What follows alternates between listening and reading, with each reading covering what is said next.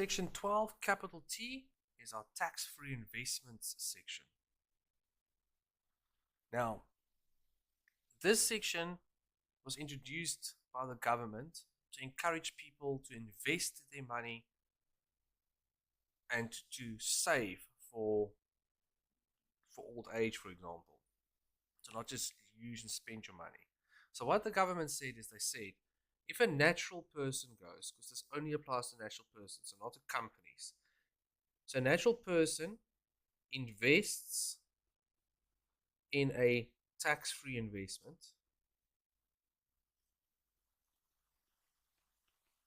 right? So these investments are designated by the government, by the minister. This tax-free investment will then give you some returns. The returns are interest, dividends. So interest will be if it's invested in a money market account, for example.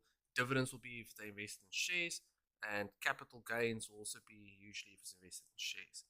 It'll pay those amounts out to the natural person. Those amounts then, usually the interest has tax on it. Dividends usually has dividends tax on it. Even though the amount for gross income purposes, like we've seen, is exempt, there's dividends tax on it. And capital gains obviously has capital gains tax on it. So all of those things usually have tax amounts on it. Now they say is if you receive any of those amounts from a tax-free investment, it's tax-free. So it's just fully exempt. Okay, so they will tell you what these amounts are. So how does this section work? The first thing I want you to understand is, so I said to you here, a natural person, and see the direction of my arrow, invests in a tax-free investment, let's just call it that, and see the direction of this arrow here. This is the returns. Okay, so there's two parts to this. There's a rule for what happens when you invest, and there's a rule for this returns. The rule for the returns is the easy one. It's exempt. Anything that you receive from the tax-free investments are exempt, as we can see here. Anything that you receive from it are exempt. No matter how much you receive, it's exempt. But there might be taxes payable when you contribute to. So at this point, when you pay into the investment, you might be required to pay tax. Now that seems a bit strange, but this is how it works. It says, this natural person can invest a maximum amount per year of 36,000 rands. And over your lifetime, so year 1, year 2, year 3, etc., all of the years of your life, the maximum that you can do is 500,000 to add all of these years up.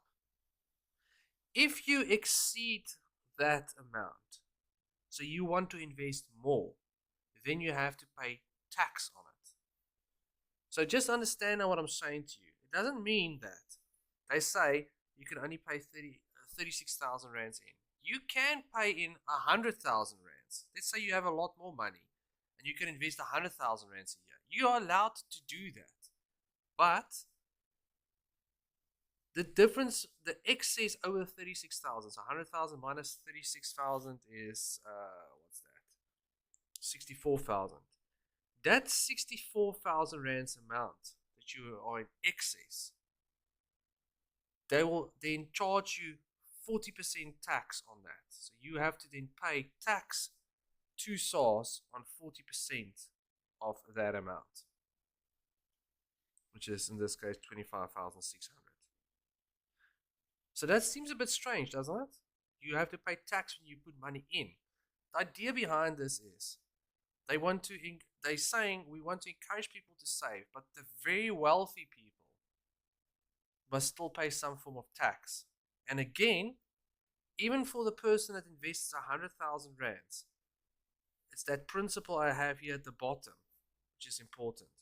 The amounts that you receive from the tax-free investment is always tax-free.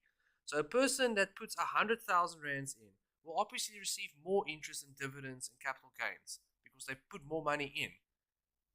All of those amounts will still be exempt from them.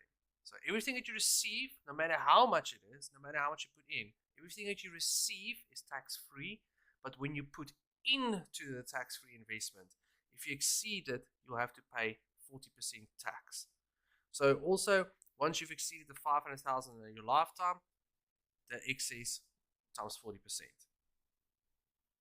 Now, just a couple of notes here.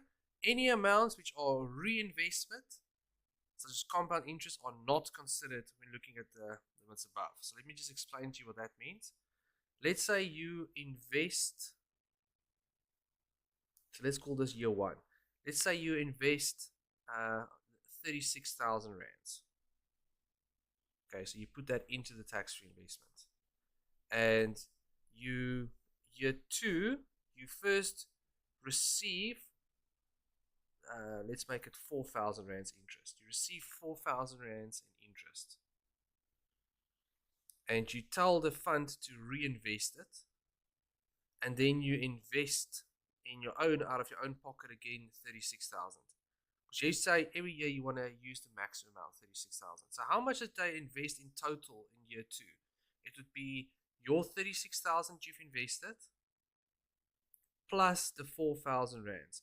So they would put 40,000 rands into the tax-free investment. But that interest that you earned from it, that was reinvested, they don't take into account when determining if you have to pay this tax here. So they say, no, that's just a reinvestment, so that's fine. So ignore it. How much did you invest? 36,000. Compare that to the 36,000. Fine. It's you didn't invest too much, so there's no additional taxes on it. So again, guys, the biggest secret here is all of the money that you put in might have tax on it if you exceed it, but all of the money you receive from it is tax-free.